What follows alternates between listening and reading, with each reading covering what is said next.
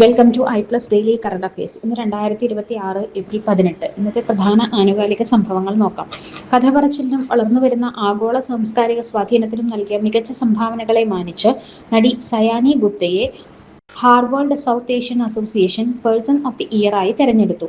Four more shorts please, Axone, article 15, Inside Edge, Delhi Crime തുടങ്ങിയ പ്രൊജക്ടുകളുടെ ഭാഗമായിരുന്നു സയാനി. ഇൻഫോസിസ് കാർലോസ് അൽക്കാറാസുമായി ഒരു ബഹുവർഷ പങ്കാളിത്തത്തിൽ ഒപ്പുവെക്കുകയും അദ്ദേഹത്തെ ആഗോള ബ്രാൻഡ് അംബാസഡറായി നിയമിക്കുകയും ചെയ്തു. ഇൻഫോസിസ് ടോപ്സ് എന്ന AI ഫസ്റ്റ് പ്ലാറ്റ്ഫോം ഉപയോഗിക്കുന്നിടത്ത് സ്പോർട്സും നൂതന സാങ്കേതികവിദ്യയും സംയോജിപ്പിക്കുക എന്നതാണ് ഈ സഹകരണത്തിന്റെ ലക്ഷ്യം.